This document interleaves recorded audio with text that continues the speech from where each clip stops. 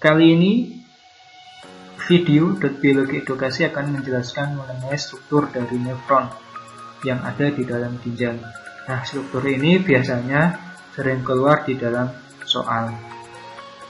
Secara umum, nefron atau ginjal itu dia memiliki fungsi untuk pembentukan urin yang ada di dalam tubuh manusia.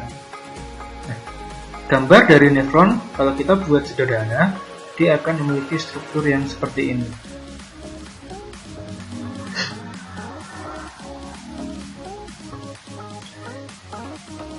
Nah, jadi ini adalah struktur yang sederhana dari sebuah nefron.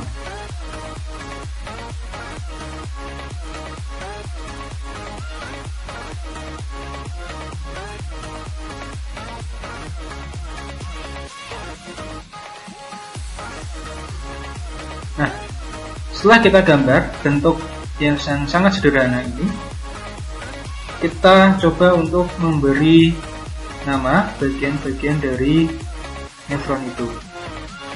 Yang bagian ini dinamakan dengan glomerulus. Sedangkan yang ini dinamakan dengan kapsula Bowman.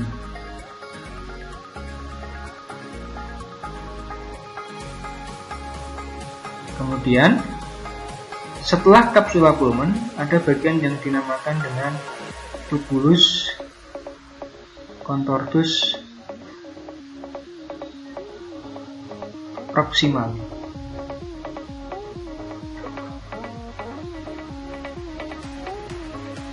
Kemudian bagian yang melengkung ke bawah ini dinamakan dengan lengkung Henle. Kemudian setelah lengkung Henle ini dinamakan dengan tubulus, saya singkat saja, tubulus contortus distal.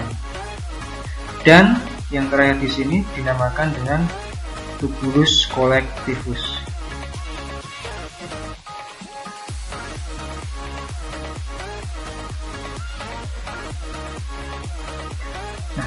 Arah jalannya pembentukan urin itu dia memiliki arah dari glomerulus menuju kapsula Bowman, menuju tubulus contortus proximal, kemudian menuju ke lengkung Henle, kemudian menuju ke distal, kemudian ke collectivus.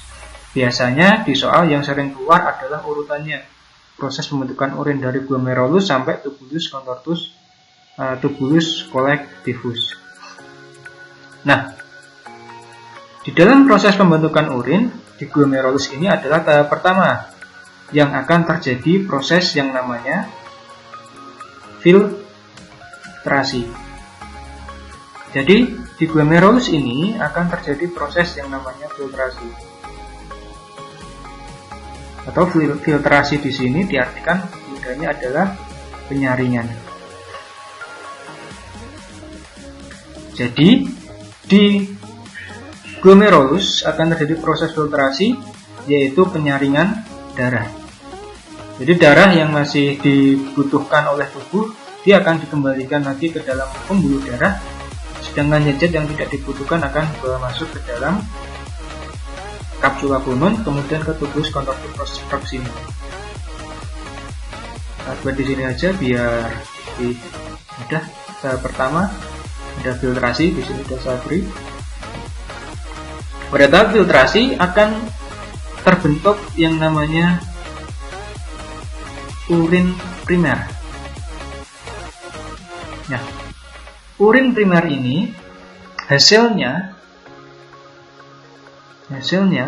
nanti ada air, garam mineral, kemudian ada glukosa dan zat yang tidak dibutuhkan.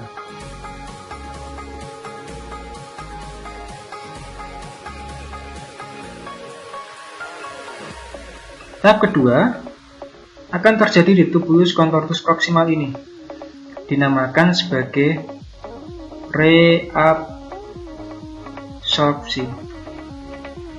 Jadi tahap pertama filtrasi, tahap kedua reabsorpsi, atau dinamakan reabsorpsi. Re itu kembali, absorpsi penyerapan kembali. Nah, pada tahap reabsorpsi akan terbentuk yang namanya urin sekunder. Jadi ketika reabsorpsi ini akan terbentuk yang namanya urin sekunder. Hasilnya adalah zat yang tidak dibutuhkan.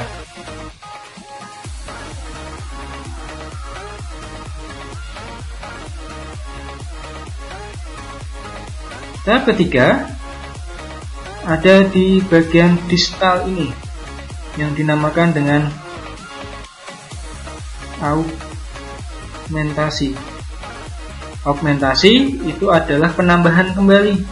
Jadi zat-zat yang tidak dibutuhkan oleh tubuh nanti akan ditambahkan ke dalam tubulus contortus distal ini. Misalnya adalah racun, kemudian urea yang tidak dibutuhkan tubuh akan dimasukkan kembali dalam proses augmentasi ini. Hasilnya berupa yang dinamakan dengan urin sebenarnya.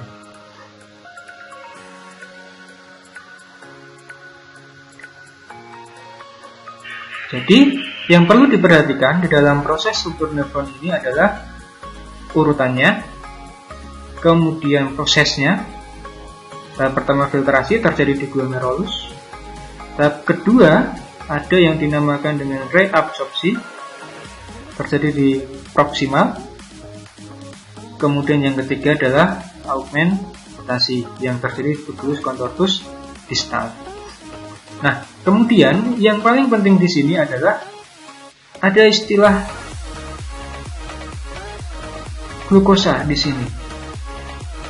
Jadi, pada tahap filtrasi ternyata pada tahap yang ada di sini ini, ketika terjadi filtrasi ternyata glukosa masih ikut masuk ke dalam tubulus contortus proximal. Di sini hasilnya ada glukosa, jadi masuk ke sini. Sedangkan pada tahap filtrasi ini yang disaring adalah paling banyak adalah protein. Jadi protein banyak dimasukkan lagi ke dalam pembuluh darah.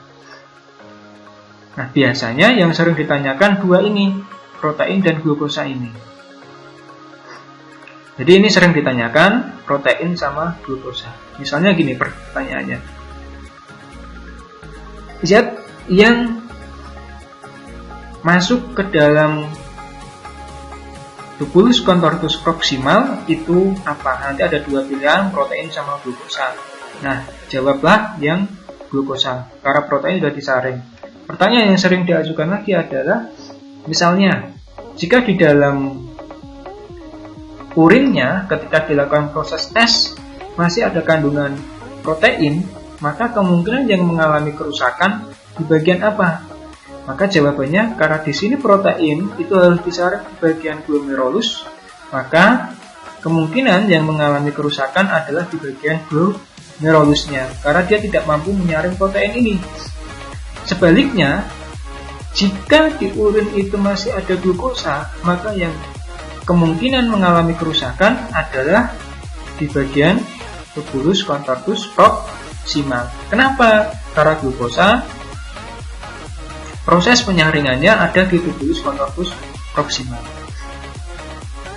Paham bukan? Mudah dalam penjelasan ini, semoga bermanfaat. Jika ada pertanyaan, silahkan beri komentar di bawah video ini. Terima kasih. Assalamualaikum warahmatullahi wabarakatuh.